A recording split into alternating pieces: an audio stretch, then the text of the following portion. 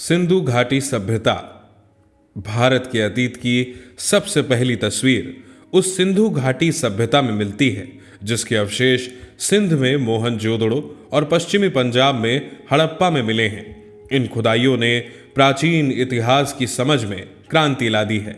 मोहनजोदड़ो और हड़प्पा एक दूसरे से काफी दूरी पर हैं। दोनों स्थानों पर इन खंडहरों की खोज मात्र एक संयोग थी।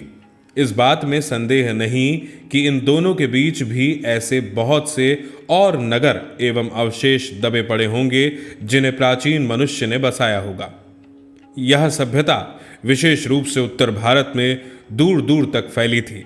संभव है कि भविष्य में भी इस सुदूर अतीत को उद्घाटित करने का काम हाथ में लिया जाए और महत्वपूर्ण नई खोजें की जाएं। इस सभ्यता के अवशेष इतनी दूर दूर जगहों पर मिले हैं जैसे पश्चिम में काठियावाड़ में और पंजाब के अंबाला जिले में। यह विश्वास किया जाता है कि यह सभ्यता गंगा की घाटी तक फैली थी, इसलिए यह केवल सिंधु घाटी सभ्यता भर नहीं, उससे बहुत अधिक है। अब तक हम जो जान सके हैं उसका बहुत महत्व है। सिंधु घाटी सभ्यता आज जिस रूप में मिली है उससे अनुमान लगाया जा सकता है कि वह अत्यंत विकसित सभ्यता थी और उस स्थिति तक पहुंचने में उसे हजारों वर्ष लगे होंगे। आश्चर्य की बात है कि यह सभ्यता प्रधान रूप से धर्मनिरपेक्ष सभ्यता थी। धार्मिक तत्व मौजूद होने पर भी इस पर हावी नहीं थे। यह भी स्पष्ट है कि यह भारत में बाद के सांस्कृतिक युगों की अग्रदूत थी। सिंधु घाटी सभ्यता ने फारस, मेसोपोटामिया और मिस्र की सभ्यताओं से संबंध स्थापित किया और व्यापार किया। कुछ दृष्टियों से यह सभ्यता उनकी तुलना में बेहतर थी। यह एक ऐसी नागर सभ्यता थी जिसमें व्यापारी वर्ग धनाढ्य था और उसकी भूमिका महत्वपूर्ण थी। सड़कों पर दुकानों की कतारें थीं और दुकानें संभवतः छोटी थी। सिंधु घाटी सभ्यता और वर्तमान भारत के बीच समय के ऐसे कई दौर गुजरे हैं जिनके बारे में हम बहुत कम जानते हैं। वैसे भी इस बीच असंख्य परिवर्तन हुए, लेकिन भीतर ही भीतर निरंतरता की ऐसी श्रृंखला चली आ रही है जो आधुनिक भारत को 6-7 हजार पुराने उस बीते हुए युग से जोड़ती है जब संभवतः सिंधु घाटी सभ्यता की शुरुआत हुई थी। यह देखकर अचरज होता है कि मोहनजोदड़ो और हड़प्पा में कितना कुछ ऐसा है जो हमें चली आती परंपरा और रहन सहन की, लोक प्रचलित रीति रिवाजों की, दस्तकारी की, यहाँ तक कि पोशाकों के फैशन की याद दिलाता है। ये बात दिलचस्प है कि भारत अपनी कहानी की इस ओर भोर बेला में एक नन्हे बच्चे की तरह नहीं बल्कि अनेक रूपों में विकसित सयाने रूप में दिखाई पड़ता है। वह जीवन के तौर तरीकों से अपरिचित नहीं है। उसने कलाओं और जीवन की सुख सुविधाओं में उल्लेखनीय तकनीकी प्रगति कर ली। उसने केवल सुंदर वस्तुओं का सृजन नहीं किया बल्कि आधुनिक सभ्यता के उपयोगी और ज्यादा ठेठ चिन्हों, अच्छे हमामों और नालियों के तंत्र का निर्माण भी किया।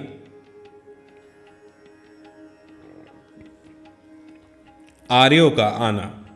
सिंधु घाटी सभ्यता के ये लोग कौन थे और कहां से आए थे, इसका हमें अब भी नहीं पता। यह संभावना भी है और कि इनकी संस्कृति इसी देश की संस्कृति थी। उसकी जड़ें और शाखाएं दक्षिण भारत में भी मिल सकती हैं। कुछ विद्वानों को इन लोगों और दक्षिण भारत की द्रविड़ जातियों एवं संस्कृति के बीच अनिवार्य समानता दिखाई पड़ती है। यदि प्राचीन समय में कुछ लोग भारत में आए भी थे तो यह घटना मोहनजोदड़ो के समय से कई हजार वर्ष पहले घटी होगी। व्यवहारिक दृष्टि से हमें उन्हें भारत के ही निवासी मान सकते हैं। सिंधु घाटी की सभ्यता के बारे में कुछ लोगों का कहना है कि उसका अंत अकस्मात किसी ऐसी दुर्घटना से हो गया जिसकी कोई व्याख्या नहीं मिलती। सिंधु नदी अपनी भयंकर बाढ़ों के लिए प्रसिद्ध है जो नगरों और गांवों को बहा ले जाती है। यह भी संभव है कि मौसम के परिवर्तन से धीरे धीरे जमीन सूखती गई हो और खेतों पर रेगिस्तान छा गया हो। मोहनजोदड़ो के खंडहर अपने आप में इस बात का प्रमाण है कि बालू की तह पर तह जमती गई जिससे शहर की जमीन की सतह ऊंची उठती गई और नगरवासियों को मजबूर होकर पुरानी नींवों पर ऊंचाई पर मकान बनाने पड़े। खुदाई में निकले कुछ मकान 2 या 3 मंजिलें जान पड़ते हैं। वे इस बात का सबूत है कि इस सतह के ऊंचे उठने के कारण समय समय पर उनकी दीवारें भी ऊंची उठाई गई। हम जानते हैं कि सिंध का सूबा पुराने समय में बहुत समृद्ध और उपजाऊ था, पर मध्ययुग के बाद वह ज्यादातर रेगिस्तान रह गया। इसलिए मुमकिन है कि मौसमी परिवर्तनों ने उन इलाकों के निवासियों और उनके रहन सहन की पद्धति को प्रभावित किया हो। लेकिन मौसम के परिवर्तनों का प्रभाव दूर दूर तक फैली इस नागर सभ्यता के अपेक्षाकृत छोटे से हिस्से पर पड़ा होगा। हमारे पास इस बात पर विश्वास करने के कारण तो है कि यह सभ्यता गंगा घाटी तक या संभवतः उससे भी दूर तक फैली थी, पर इस बात का फैसला करने के लिए हमारे पास पर्याप्त आंकड़े नहीं हैं। वह बालू जिसने इनमें से कुछ प्राचीन शहरों पर छाकर उन्हें ढक लिया था, उसी ने उन्हें सुरक्षित भी रखा, जबकि दूसरे शहर और प्राचीन सभ्यता के प्रमाण धीरे धीरे नष्ट होते रहे और समय के साथ खंड खंड हो गए। सिंधु घाटी सभ्यता और बाद के कालखंडों के बीच निरंतर संबंध के साथ ही इस सिलसिले के टूटने के या इसमें अंतराल के प्रमाण भी मिलते हैं। यह टूटना इस बात का भी सूचक है कि बाद में आने वाली सभ्यता भिन्न प्रकार की थी। बाद में आने वाली इस सभ्यता में शुरू में संभवतः कृषि की बहुतायत थी। गोकी नगर और थोड़ा बहुत शहरी जीवन भी मौजूद था। खेती हर पक्ष पर जोर शायद उन नवागंतुकों ने दे दिया होगा जो आर्य थे और उत्तर पश्चिमी दिशा से भारत में एक के बाद एक कई बार में आए। ऐसा माना जाता है कि आर्यों का प्रवेश सिंधु घाटी युग के लगभग 1000 वर्ष बाद हुआ। यह भी संभव है कि इनमें इतना बड़ा समय का अंतर न रहा हो और पश्चिमोत्तर दिशा से भारत में कबीले और जातियां समय समय पर आती रही हो और भारत में जज्ब होती रही हो। सबसे पहला बड़ा सांस्कृतिक समन्वय और मेल जोल बाहर से आने वाले आर्यों और उन द्रविड़ जाति के लोगों के बीच हुआ जो संभवतः सिंधु घाटी सभ्यता के प्रतिनिधि थे। इसी समन्वय और मेल जोल से भारतीय जातियों और बुनियादी भारतीय संस्कृति का विकास हुआ, जिनमें दोनों सभ्यताओं के तत्व साफ दिखाई पड़ते हैं। बाद के युगों में और बहुत सी जातियां आई, सब ने अपना प्रभाव डाला और फिर यहीं घुल मिलकर रह गए। प्राचीनतम अभिलेख, धर्म ग्रंथ और पुराण। सिंधु घाटी सभ्यता की खोज से पहले यह समझा जाता था कि हमारे पास भारतीय संस्कृति का सबसे पुराना इतिहास वेद है। वैदिक युग के काल निर्धारण के बारे में बहुत मतभेद रहा है। यूरोपीय विद्वान प्रायः इसका समय बहुत बाद में मानते हैं और भारतीय विद्वान पहले। आजकल अधिकांश विद्वान ऋग्वेद की ऋचाओं का समय ईसा पूर्व 1500 मानते हैं, पर मोहनजोदड़ो की खुदाई के बाद से इन आरंभिक भारतीय धर्म ग्रंथों को और पुराना साबित करने की प्रवृत्ति बढ़ गई है। वस्तुतः यह हमारे पास मनुष्य के दिमाग की प्राचीनतम उपलब्ध रचना है। मैक्स मूलर ने इसे आर्य मानव के द्वारा कहा गया पहला शब्द कहा है। भारत की समृद्ध भूमि पर प्रवेश करने के समय आर्य अपने साथ उसी कुल के विचारों को लेकर आए थे जिससे ईरान में अवेस्ता की रचना हुई थी। भारत की धरती पर उन्होंने उन्हीं विचारों का पल्लवन किया। वेदों और अवेस्ता की भाषा में अद्भुत साम्य है। कहा गया है कि वेद भारत के अपने महाकाव्यों की संस्कृति की अपेक्षा अवेस्ता के अधिक निकट हैं। वेद, बहुत से हिंदू वेदों को प्रकाशित धर्म ग्रंथ मानते हैं। उनका असली महत्व इस बात का उद्घाटन करने के कारण है कि विचारों की आरंभिक अवस्था में मानव मस्तिष्क ने कैसे अपने को व्यक्त किया। वह मस्तिष्क सचमुच कितना अद्भुत था। वेद की उत्पत्ति विद धातु से हुई है, जिसका अर्थ है जानना। अतः वेद का सीधा साधा अर्थ है अपने समय के ज्ञान का संग्रह। उनमें न मूर्ति पूजा है न देव मंदिर। वैदिक युग के आर्यों में जीवन के प्रति इतनी उमंग थी कि उन्होंने आत्मा पर बहुत कम ध्यान दिया। वे मृत्यु के बाद किसी प्रकार के अस्तित्व में बहुत अस्पष्ट ढंग से विश्वास करते थे। पहला वेद यानी ऋग्वेद शायद मानव जाति की पहली पुस्तक है। इसमें हमें मानव मन के सबसे आरंभिक उद्गार मिलते हैं। काव्य प्रवाह मिलता है, प्रकृति के सौंदर्य और रहस्य के प्रति हर्षोन्माद मिलता है। इसके अलावा हमें मनुष्य के उन साहसिक कारनामों का रिकॉर्ड मिलता है जो लंबे समय पहले किए गए। यहीं से भारत ने एक ऐसी तलाश आरंभ की जो उसके बाद कभी समाप्त नहीं हुई। सभ्यता के उषा काल में ही प्रबल और सहज कल्पना से संपन्न लोग जीवन में छिपे हुए अनंत रहस्यों को जानने के लिए सजग हुए। उन्होंने अपनी सहज आस्था के कारण प्रकृति के प्रत्येक तत्व और शक्ति में देवत्व का आरोप किया, पर इस सब में साहस और आनंद का भाव था। बहुत से पश्चिमी लेखकों ने इस ख्याल को बढ़ावा दिया कि भारतीय लोग परलोक परायण हैं। मैं समझता हूं कि हर देश के निर्धन और अभागे लोग एक हद तक परलोक में विश्वास करने लगते हैं जब तक कि वे क्रांतिकारी नहीं हो जाते। यही बात गुलाम देश के लोगों पर लागू होती है। हमें भारत में भी स्थानों की ही तरह विचार और कर्म की दो समांतर विकसित होती धाराएं दिखाई पड़ती हैं। एक जो जीवन को स्वीकार करती है और दूसरी जो जिंदगी से बचकर निकल जाना चाहती है। अलग अलग युगों में कभी बल एक पर होता है और कभी दूसरी पर। परंतु इतना निश्चित है कि वैदिक संस्कृति की मूल पृष्ठभूमि परलोकवादी या इस विश्व को निरर्थक मानने वाली नहीं है। जब भी भारत की सभ्यता में बाहर आई, तब ऐसे हर दौर में जीवन और प्रकृति में लोगों ने गहरा रस लिया, जीने की प्रक्रिया में आनंद लिया। ऐसे ही युगों में कला, संगीत और साहित्य, साथ ही गाने नाचने की कला, चित्रकला और रंगमंच सबका विकास हुआ। इस बात को ग्रहण करना मुमकिन नहीं है कि कोई संस्कृति या जीवन दृष्टि जिसका आधार पारलौकिकता हो या जो विश्व को व्यर्थ मानती हो, वह सशक्त और विविधतापूर्ण जीवन की अभिव्यक्ति के इतने रूपों की रचना कर सकती थी। कोई संस्कृति जो बुनियादी तौर पर पारलौकिकतावादी होगी, वह हजारों वर्ष बनी नहीं रह सकती। भारतीय संस्कृति की निरंतरता। हमें आरंभ में ही एक ऐसी सभ्यता और संस्कृति की शुरुआत दिखाई पड़ती है जो तमाम परिवर्तनों के बावजूद आज भी बनी हुई है। इसी समय मूल आदर्श आकार ग्रहण करने लगते हैं और साहित्य और दर्शन, कला और नाटक तथा जीवन के और तमाम क्रियाकलाप इन आदर्शों और विश्व दृष्टि के अनुकूल चलने लगते हैं। इसी समय उस विशिष्टतावाद और छूआछूत की प्रवृत्ति का आरंभ दिखाई पड़ता है जो बाद में बढ़ते बढ़ते असह्य हो जाती है। यही प्रवृत्ति आधुनिक युग की जाति व्यवस्था है। यह व्यवस्था एक खास युग की परिस्थिति के लिए बनाई गई। इसका उद्देश्य था उस समय की समाज व्यवस्था को मजबूत बनाना और उसे शक्ति और संतुलन प्रदान करना, किंतु बाद में यह उसी समाज व्यवस्था और मानव मन के लिए कारागृह बन गई। फिर भी यह व्यवस्था लंबे समय तक बनी रही। उस ढांचे के भीतर बंधे रहते हुए भी सभी दिशाओं में विकास करने की मूल प्रेरणा इतनी प्राणवान थी कि उसका प्रसार सारे भारत में और उससे आगे बढ़कर पूर्वी समुद्रों तक हुआ। इतिहास के इस लंबे दौर में भारत अलग थलग नहीं रहा। ईरानियों और यूनानियों से, चीनी और मध्य एशियाई तथा अन्य लोगों से उसका संपर्क बराबर बना रहा। 3-4 हजार वर्षों का यह सांस्कृतिक विकास और उसका अटूट सिलसिला अद्भुत है। उपनिषदों का समय ईसा पूर्व 800 के आसपास से माना जाता है। वे हमें भारतीय आर्यों के चिंतन में एक कदम और आगे ले जाते हैं और यह एक लंबा कदम है।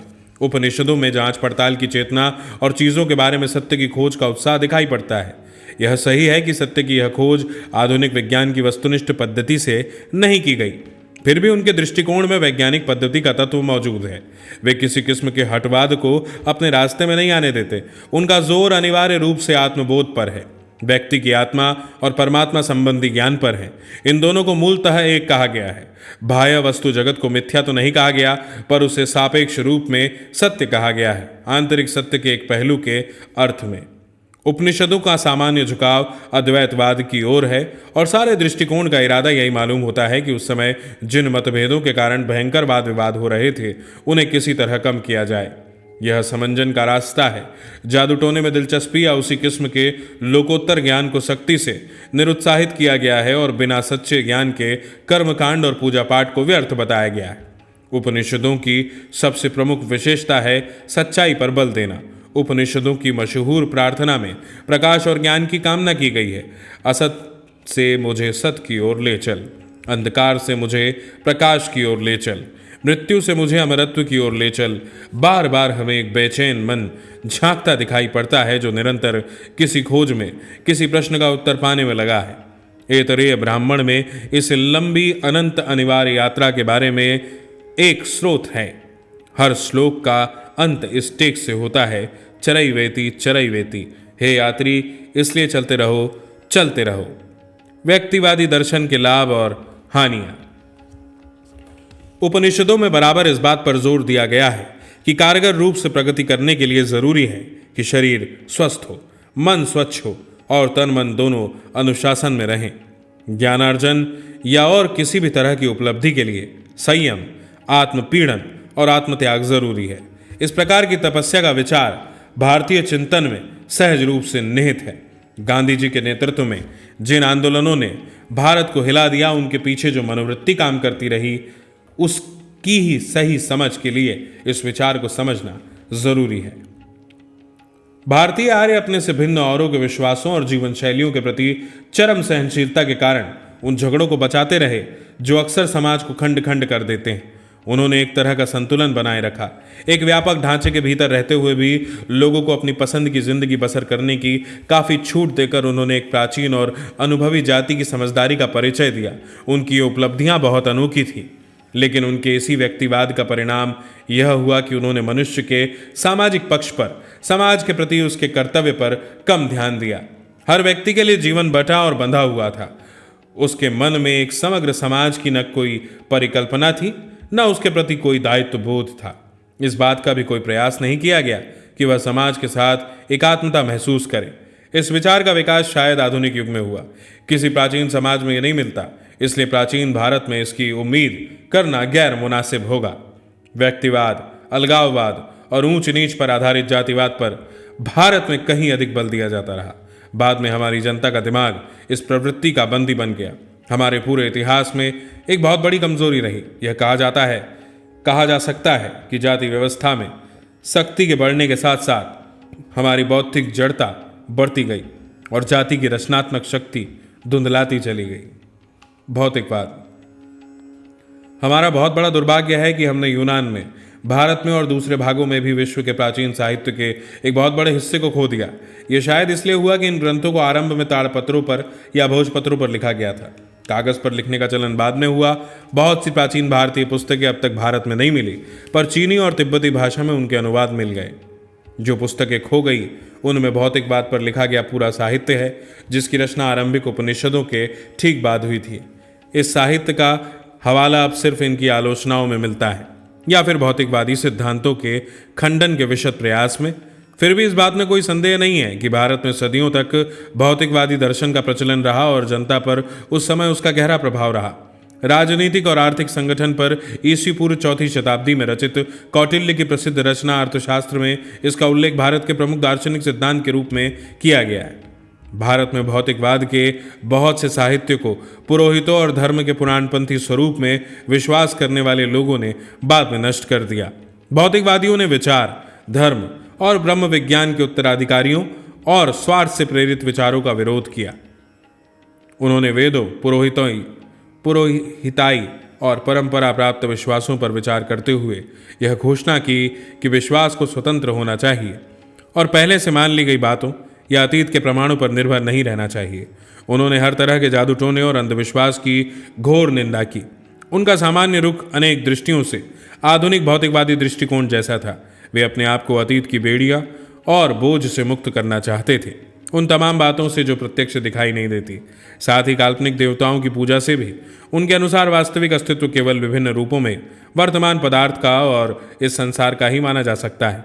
इसके अलावा न कोई संसार है, न स्वर्ग, न नरक है और न ही शरीर से अलग कोई आत्मा। मन एवं बुद्धि, बाकी सब चीजों का विकास बुनियादी तत्वों से हुआ। नैतिक नियम मनुष्य के द्वारा बनाई गई रूढ़ियां मात्र हैं। महाकाव्य, इतिहास, परंपरा और मिथक।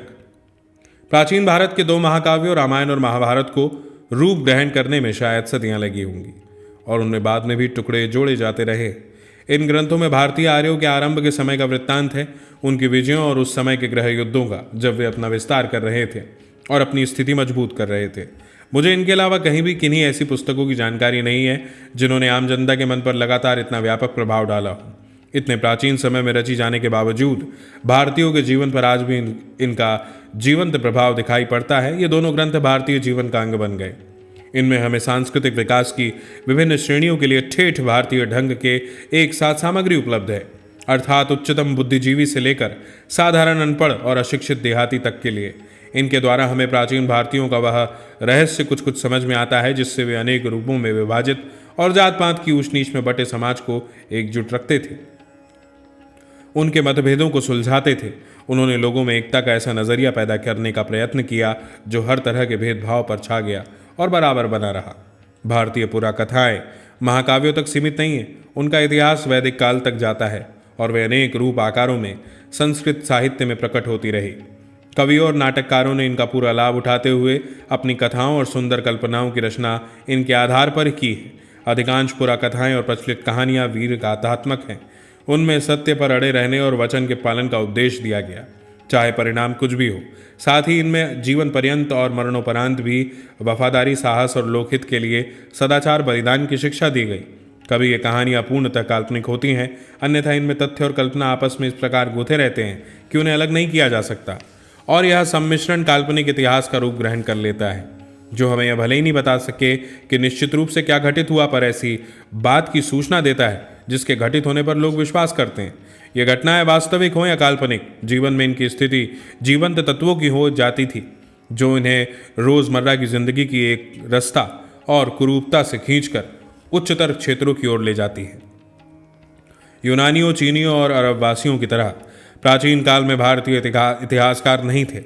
इसी कारण हमारे लिए आज तिथियां निश्चित करना या सही कालक्रम निर्धारित करना कठिन हो गया। घटनाएं आपस में गड्ढमड्ढ हो जाती हैं। बहुत धीमी गति से आधुनिक विद्वान धैर्यपूर्वक भारतीय इतिहास की भूल भुलैया के सूत्रों की खोज कर रहे हैं। कलहण की राजतरंगिनी एकमात्र प्राचीन ग्रंथ है जिसे इतिहास माना जा सकता है। यह कश्मीर का इतिहास है जिसकी रचना ईसा की 12वीं शताब्दी में की गई थी। बाकी के लिए हमें महाकाव्यों और अन्य ग्रंथों के कल्पित इतिहास, कुछ समकालीन अभिलेखों, शिलालेखों, कलाकृतियों और इमारतों के अवशेषों, सिक्कों, संस्कृत साहित्य के विशाल संग्रह से सहायता लेनी पड़ती है। इसके साथ ही विदेशी यात्रियों के सफरनामों से भी सहायता मिलती है, विशेष रूप से यूनानियों और चीनियों की, और कुछ बाद में आने वाले अरबों के विवरणों से।